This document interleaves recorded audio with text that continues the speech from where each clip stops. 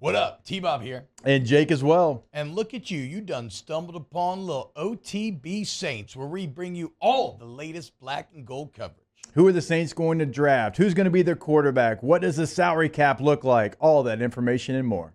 Hope you enjoy it. Like, subscribe. neworleans.football is the site. If you're a Saints fan, it is the site to sign up for. Nick, Mike Triplett, Brooke Kirkhofer, the entire squad over there at New Orleans Football does excellent work. Just moved into a brand new studio. Great video, great pods, great analysis, written word, which is still my favorite way to consume. But however you want, it's all there at New Orleans Football. Definitely go sign up. Nick, expound on this a little bit. So earlier, you said, okay, where are the Saints looking this week? Offensive and defensive lines, priorities number 1 and 2. Do you score one above the other? With the Saints drafting philosophy, are they kind of in that best player available mode, or do you think they'll be drafting more for need? Yeah, so I think it's always both. Like, I don't think anybody actually drafts straight up BPA. There's the two axes and they kind of meet at a certain spot. But look, they got enough needs that I think you can kind of just like it and take the best players. But I think a lot of it's going to depend on how free agency goes. Like right now, I think defensive end is like a massive need to the point where you almost have to force a pick just because, like, what are you going to do? But I think once they go through free agency, like, that need should get satiated a little bit. Trips just kind of made a great point the other day that, like, that's not a spot where they can draft the Houston Christian guy and wait for the development. Like, you kind of need someone that can come in and play right now, give you sacks right now, because you got nothing out of that beyond Carl Granderson. So I think you have to have an immediate answer for that right now. So if I'm looking at it then after that, I think they need a tackle, offensive tackle. And, yeah, I think you almost have to force a pick there, and hopefully you don't end up with Penning again. So it's kind of – it's a tough way to live. So, I mean, those immediate needs, like, you kind of do got to address so you don't have to do those things like that. And then it is cleared up. But I think this whole draft process, free agency process is going to be to try to make things – and I'm sorry for the people listening that don't want to hear this. Like, I think it's going to be all about trying to make life better for Derek Carr. Yeah. I think that they are just dead set on making that work. I don't think that they're going to – you're drafted in a spot where maybe it's quarterback and quarterback's possible, but I think all things being equal, if there's an equal quarterback and an equal offensive tackle, like they aren't taking the quarterback, I would go quarterback.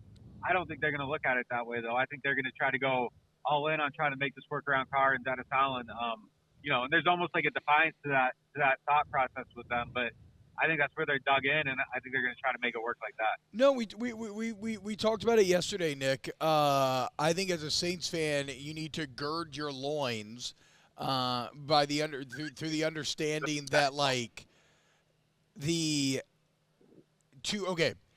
you may not agree with continuing forward with DA and Carr, but the Saints have told you they are clearly doing this.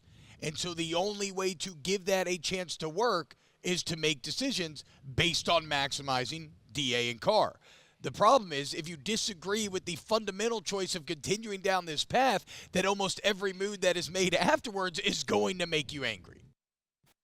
Right? So it's like a really kind of tough spot to be in from a public relations standpoint, because the moves they need to make to try to make this work are the very moves that are probably going to make their fan base angry at multiple turns.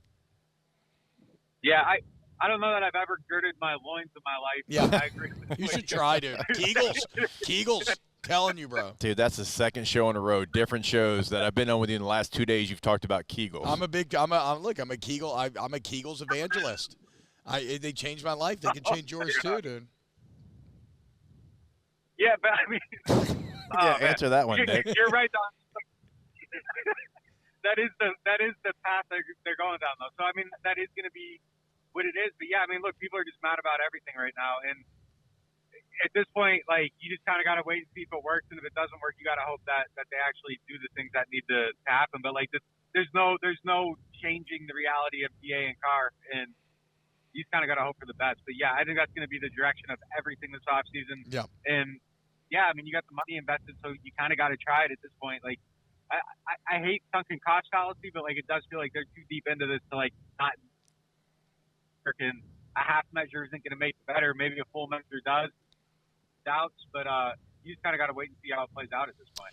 Well, yeah, and, I guess this is kind of the entire point of sunk cost fallacy. Crucially, they don't see it as philosophical. I don't think that's a word. They don't see it as fallacy, though, right? I mean, Mickey told us. He sees the potential there. He thinks it can work, and so we'll see if it indeed ends up being sunken or beneficial in the end. Wow, just amazing black and gold takes right there, Jake. I don't think I've ever heard any takes that are better than the two guys that just gave you that take. And you can keep getting them by going ahead and liking, subscribing, ringing the bell to get notifications when we post. Have a great day. We'll see you on the next OTB Saints.